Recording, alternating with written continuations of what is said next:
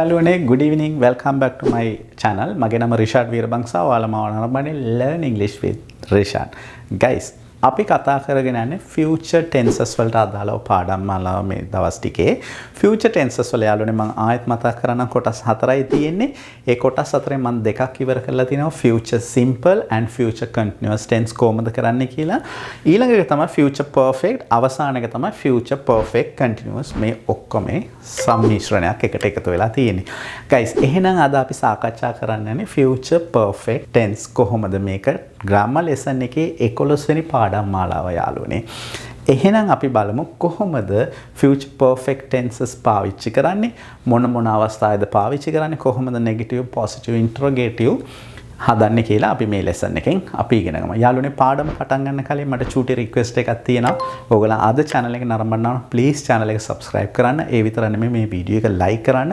මට ඒකේ හුඟක් motivation එකක් හම්බ වෙනවා ආයෙත් අලුත් videos හදන්න. එහෙනම් අපි යමු අපේ lesson එකට යන්න. future perfect. මෙතන අම්මයි දුවයි කුස්සිය හොයාගෙන ඉන්නවා. දැන් වෙලාව 5යි. මේක හොඳට මතක තියාගන්න. දැන් 5යි වෙලාව අම්මා දුවගෙන් අහනවා are you still working ඔයා තවමත් වැඩ කරනවද? at what time will Rasika arrive? Rasika කීයටද එන්නේ? ඔයා තාමත් මේ උයාගෙන ඉන්නේ වැඩ කරගෙන ඉන්නේ. රසික කීයටද එන්නේ යන්නේ? දුව උත්තර දෙනවා I will finish it by 7 pm. මම 7 වෙනකොට අම්මේ මම මේක ඉවර කරනවා. when Rasika comes at 8 pm. රසික 8ට එන නිසා එන විට මම 7 වෙනකොට මේ වැඩේ ඉවර කරනවා. මේ දෙබසෙන් ඔයගලන්ට මොකද්ද තේරෙන්නේ? මට නම් දෙකයි තේරුනේ යාළුවනේ. පළවෙනි එක ක්‍රියාව අනාගතයේ ආරම්භ වෙලා ඒ වගේම තමයි අනාගතේ නිශ්චිත කාලයකින් අවසන් වෙනවා. මෙතන ක්‍රියාවන් දෙකක් තියෙනවා. මෙතන අනුව එකක් තමයි රසික එනවා මෙතන 8ට. මෙතන තව එකක් මෙයා උයල ඉවර කරනවා 7ට. අනාගතේ සිද්ධ වෙන ක්‍රියාවන් දෙකක් පිළිබඳව හැබැයි නිශ්චිත specific time එකක් පිළිබඳව කතා කරන්න අපි පාවිච්චි කරන tense වර්ගයක් තමයි යාළුවනේ future perfect tense. ඔයගොල්ලන්ට මෙතන වෙනකන් තේරුණාද? තේරෙනවා නම් පාඩම ඉතුරු ටික ඊළඟට හරියට. එහෙනම් අපි බලමු I will have finished it by 8 pm කොහොමද ආවේ කියලා.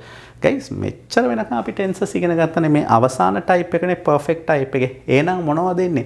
has හරි have හරි ආවොත් අපි මතක තියාගන්න ඕනේ මේක perfect tense එකක් කියලා. මෙතන හැබැයි අපිට has use කරන්න බෑ. okay මෙතන have විතරයි use කරන්න පුළුවන් regardless the subject. ඒක මුලින්ම මතක තියාගන්න. ඕකේ. එහෙනම් මුලින්ම එනවා subject එක. මේ sentence එක අනුව නම් subject එක I. ඊළඟට එනවා will have.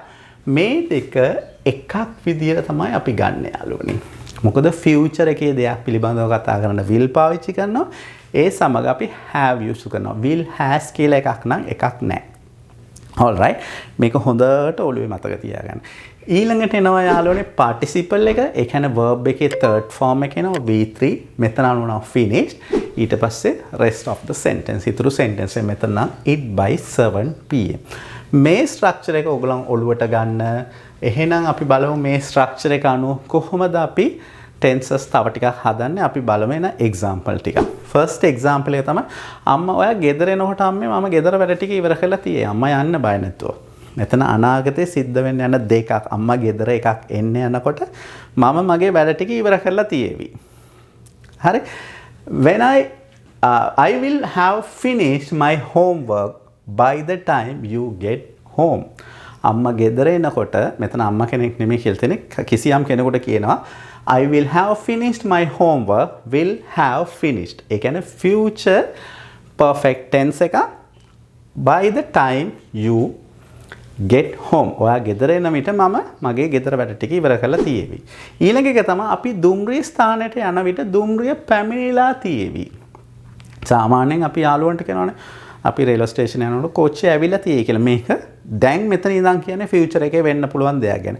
එකක් අපි රේල්වේ ස්ටේෂන් එකට යනවා. දෙක දුම්රිය ඇවිල්ලා තියෙනවා. The train will have arrived by the time we get to the station. The train will have arrived by the time we get to the station. අපි ස්ටේෂන් එකට එනකොට දුම්රිය ඇවිල්ලා තියෙවි. guys එහෙනම් අපි ඉගෙන ගමු කොහොමද negative sentences හදන්න කියලා. මේක සෑහෙන ලේසි යාළුවනේ අනිත් tenses වගේ අපිට කරන්න තියෙන්නේ will එකයි have එකයි මැද්දට not කියන එක යොදන්න විතරයි තියෙන්නේ. will not have. clear? subject එක ඒ විදිහටම තියෙනවා. ඊළඟට will not have ඊට පස්සේ participle එක ඒ විදිහටම තියෙනවා. ඊට පස්සේ rest of the sentence එක. එහෙනම් අපි බලමු example ටිකක් කොහොමද negative sentences හදන්න කියලා. ඇය තාමත් ගුවන් තොටුපළට පැමිණිලා නැතිව තියේවි. නැතිව ඇති. She will not have. will මැද්දට not have. මෙන්න මේක තමයි negative structure එක. have arrived at the airport yet. yet use කරනවා තවමත් කියන එකට. okay ඊළඟ එක තමයි රැස්වීම ආරම්භ වෙන විට ඔබ ඔබගේ presentation එක අවසන් කර නැතිව ඇති. යාළුවෙක් කියලා කියනවා මීටින් එක පටන් ගන්නකොට ඔයා තාමත් ඔයාගේ presentation එක ඒ වෙලාවෙත් ඔයා ඉවර කරලා නැතුව තියෙවි කියලා. by the time the meeting starts you will not have finished your presentation. clear? එහෙනම් අපි බලමු කොහොමද questions ප්‍රශ්න අහන්න interrogative sentences කොහොමද හදන්න කියලා කියන එක. will ඊට පස්සේ subject එක ඊට පස්සේ have ඊට පස්සේ අපේ participle එක ඊට පස්සේ rest of the sentence එක. මතක තියාගන්න යාළුවනේ මේ දෙක නිතරම මාරු වෙනවා tenses වල නිතරම මාරු වෙනවා ප්‍රශ්නයක් අහනකොට. subject එකනේ මුලින්ම දාන්නේ. subject එක නෙමෙයි ඒ වෙනකොට අපි will එක උස්සලා දානවා ඉස්සරහට. right? will subject have participle plus rest of the sentence එක. එහෙනම් අපි මේකට හදගෙන උදාහරණ ටිකක් බලමු. මම ඔයාව එක්කන් යන්න එනකොට ඔයා රෑ කෑම කාලා ඇතිද? රෑ කෑම කාලා තියේවිද? මම ඔයාව එක්කන් යන්න එන්න. එතකොට ඔයා රෑ කෑම කාලා තියේද? Will you have eaten dinner by the time I come to pick you? මෙතන sentences දෙකක් තියෙනවා. Will you have eaten dinner මුල්ම එක මම ඔයාව එක්කන් යන්න එනකොට by the time I come to pick up. clear? ඊළඟ එක තමයි විද්‍යාඥයා 2030 වන විට පිළිකාවට ප්‍රතිකාරයක් සොයා ගනීවිද? Will the scientists have found a cure for cancer by 2030? Will the scientists අපේ subject එක have found a cure for cancer by 2030? 2030 වෙනකොට විද්‍යාඥයන් ප්‍රතිකාරයක් හොයාගෙන තියේවිද? එහෙනම් අපි බලමු යාළුවනේ when to use. guys මේ when to use සෑහෙන ලේසි හැම perfect tense එකක් වගේම අවස්ථාවන් දෙකයි භාවිතා කරන්නේ. මුල්ම අවස්ථාව තමයි something that will be completed before a specific time in the future. යම් කිසි දෙයක් අනාගතේ නිශ්චිත වෙලාවක ඉවර වෙනකොට ඉවරයි ඉවර වෙලා ඇති කියලා කියන්න අපි භාවිතා කරනවා future perfect. for example හවස පාවෙන විට වෛද්‍යවරයා ඇගේ සියලුම රෝගීන් බැලීමට ඇත. හවස පාවෙනකොට ડોක්ටර් ඔක්කොම රෝගීන් ටික බලලා ඉවර කරන්න ඕනේ. The doctor will have seen all of her patients by 5 pm. හවස 5 වෙන විට ඇය සේරම රෝගීන් බලලා ඉවර කරන්න ඕනේ අනිවාර්යයෙන්. ඊළඟ එක තමයි ඇය ලබන වසර වන විට විශ්වවිද්‍යාලයේ උපාධියක් ලබා ඇත. මේක ලබන අවුරුද්දේ specific time එකක් පිළිබඳව කියන්නේ. next year. She will have graduated from the college by next year. okay ඇය ලබන අවුරුද්ද වෙනකොට college එකෙන් graduation එකක් කරන් ඇති. අපි නම් college එකේ නෙමෙයි ලංකාවේ වෙනන් සාමාන්‍යයෙන් ගන්න විශ්වවිද්‍යාලයෙන් තමයි උපාධිය ගන්නෙ. all right. එහෙනම් අපි බලමු යාළුවනේ ඊළඟ අවස්ථාව මොකද්ද? future perfect tenses භාවිතා කරන්න. guys future perfect tenses භාවිතා කරන මුල්ම අපි example එක මතකද බලන්න. මුල් example එකේ මොනවද කිව්වේ?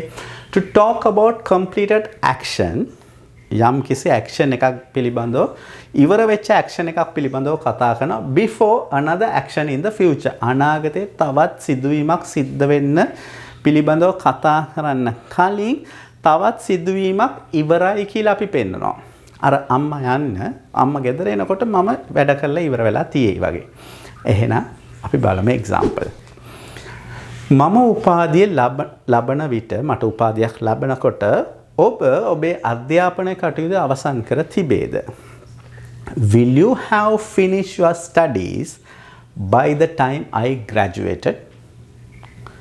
okay ඊළඟ එක තමයි ඔයා අහපව් එනකොට මගේ වැඩ ඔක්කොම ඉවරයි. as usual එක තමයි ඔයා ආපහු ඇරිලා එනකොට මගේ වැඩ ටික ඔක්කොම ඉවරයි. by the time you come back I will have finished. මෙන්න මෙතන තමයි අපේ future perfect tense එක තියෙන්නේ. all my work. guys මම හිතනවා අද පාඩම ඔයගලන්ට clear ඇති කියලා. මේ තමයි guys future perfect tenses කොහමද හදන්නේ negative positive interrogative ඒ වගේම තමයි මොන අවස්ථාවන් වලද අපි ඒක පාවිච්චි කරන්නේ කියලා. guys මේ වෙනකම් වීඩියෝ එක බලනවා නම් please වීඩියෝ එක like කරන්න. ඒ වගේම channel එකට subscribe කරන්න. මම ආයෙත් එන්නම් අපේ tenses පාඩමේ අවසාන tenses type එක අරගෙන ලබන සතියේ. till then keep practicing English. keep smiling. take care and bye bye.